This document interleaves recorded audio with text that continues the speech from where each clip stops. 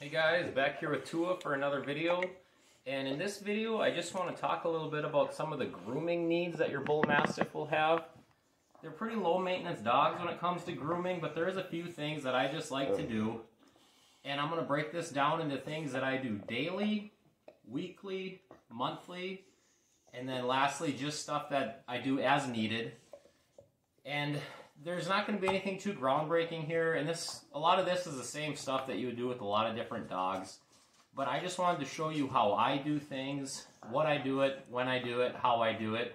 Not saying any of my stuff is the right way or the wrong way, but I'm just simply showing you guys what I do here with Tua. So we'll go ahead and get right into it.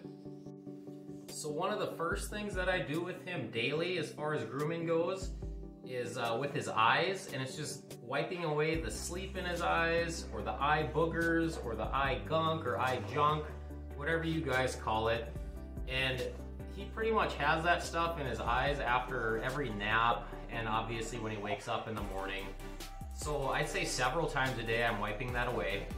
And that also gives you a good opportunity to look for entropion. Okay guys, so entropion is a condition that's kind of common in Bull Mastiffs. And I'll just read to you exactly what it is. Entropion is a condition where the eyelid rolls inward, causing the eyelashes to rub against the cornea or the surface of the eyeball, and it can happen in any dog breed. However, your Bull Mastiff is especially at risk for this heritable disorder. Surgical correction is usually successful if performed early. And here's a little diagram on the bottom there. You can see the entropion and what that kind of looks like. Which is just an eye condition that these Bull Mastiffs can get. So if you have a Bull Mastiff, you are going to be dealing with a lot of those eye boogers, as some people like to call them. And that's just a really simple thing that you're able to do. So another thing related to grooming that I find myself doing daily is just simply wiping down his mouth after he eats and also after he drinks.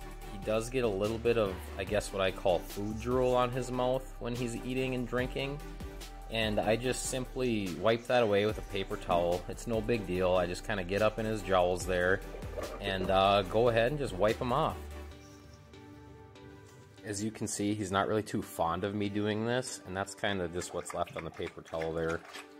But it's still something that I like to do. And then, of course, getting him wiped down after he drinks water. If you guys watch my videos a lot, you know how I always talk about how he's always very drooly after he's done drinking, especially lately. That drool's starting to get really stringy and starting to drip a lot, as you can see here. So just getting that lips, nose, and face area wiped down after he eats and drinks is something I like to do daily. So now moving on to things that I like to do weekly, starting with wiping down those wrinkles that you see on his face there, mainly on his snout. So as you can see, these Bull Mastiffs, their face is pretty wrinkly on their snout and stuff there. And he's pretty young yet, he's not quite 5 months, so as he gets older, these wrinkles and these folds will get deeper, and they can start absorbing and retaining more moisture. So what I like to use is just an unscented baby wipe. They actually make wipes specifically for this, but there's no need to go and get them. If you have baby wipes, that'll work just fine. And you're not reinventing the wheel here, you're just simply wiping them down. Try and get them to the camera here for you. And like I said, these will get deeper as he gets older. Right now it's more just kind of getting him used to it. Try and get a little bit better angle so you can see more of the folds. And then after I do that, I like to just take a dry paper towel too, just to get rid of some of that moisture on there. And that's all there is to it, guys. Nothing too crazy with that, but just something to get into the routine with, doing it once a week, give or take. Another thing that I like to do weekly is brushing. And I would say I typically do this when he's eating. It's a good time to do it because he's distracted since he's not really used to it yet. He's still a puppy. But I will say he's getting more used to it, but it's a good spot to start because he's completely distracted by his food and he's standing, which is a good position that you're going to want him in so you can get these nice long strokes and get all over his body. Another good time to brush them is when they're distracted by chewing, for the exact same reason as when they're eating. For dogs that are a little bit apprehensive or scared of the brush, it's best to get them distracted by something else, because this slowly works them into getting used to it instead of sitting there and fighting them like a lot of people do. Now, Tua is getting a lot better with it, but I just have him distracted right now for the sake to show you guys how I got him used to it. I will say though that my preferred method of getting them used to the brush is while they're eating, because you're kind of killing two birds with one stone here. Not only are you getting them used to the brush, but you're also getting them used to somebody being around them while they're eating, which is good for curbing food aggression, which a lot of dogs actually have this issue. And by doing something as simple as this, brushing them while they're eating, from a young puppy, they're going to be used to people being around them while they're eating and hopefully not have problems with food aggression in the future if you or a young child or anybody else would get near them while they're eating. Although I will say, unrelated to grooming, it's always a good idea to encourage people to stay away from an eating dog, just because you never know what could happen or what that dog is like while they're eating. And here you can just kind of see how much hair we got off him with some of those strokes that I was doing there. The last thing that I do weekly is brush his teeth, and it's definitely one that he still isn't very fond of. And as of right now, I'm not using any toothpaste. I'm just simply trying to get him more and more used to the feel of the brush in his mouth. And he usually is a little bit better than he's showing right now on camera. I have him kind of at a goofy angle. I don't usually have him kind of from behind sitting in my lap like this, but for the sake of trying to get a good angle for you guys, this is what I'm doing. So he's fighting it a little bit more than usual.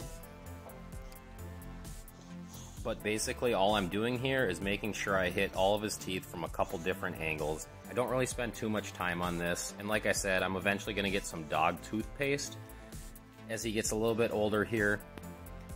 And right now I'm doing this at least once a week, sometimes twice. I should probably do it more, and I'm sure I will as I fall into more of a routine with it.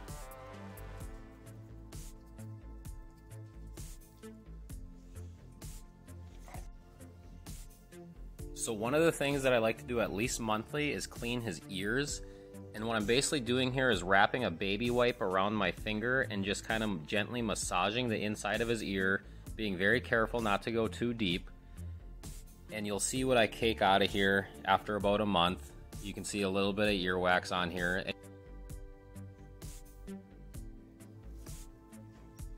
Then what I like to do next is just wipe around the outside of his ear there, kind of cleaning it up, nothing too crazy. Another thing that I like to do at least monthly is trim nails, and I just use a standard nail trimmer like this that you can get at any pet store. Now, I wasn't anticipating making this video, so I actually trimmed his nails just a couple of weeks ago, so I only have a couple here that are even worth hitting at this point. And just be very careful that you don't cut them too short. It's pretty obvious exactly how to do this, so I'm not going to worry too much about getting the right angle here for you guys. Just be very careful that you don't cut them too short, especially right away, because if your dog ends up fearing the nail clippers, it's a problem that can go on for a long time. Let's go ahead and check his back paw here, and it looks like there's probably only one on there that's even worth taking a little bit of the snip off. And a good time to do this when they're still getting used to it is when they're sleeping, so keep that in mind.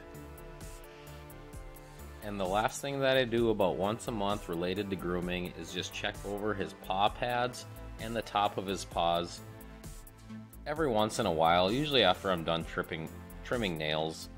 And you're just looking for anything that could be irritating his paws, usually nothing major, but maybe if he has like a scratch or a cut or something like that. Usually if it's something major, you're going to notice blood or your dog limping or something like that. So just check them all over.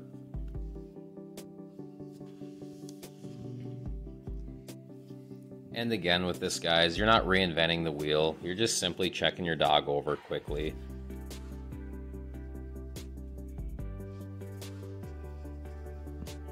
And also, just like with nail trimming, a good time to do this is when they're taking a nap, just like he is now.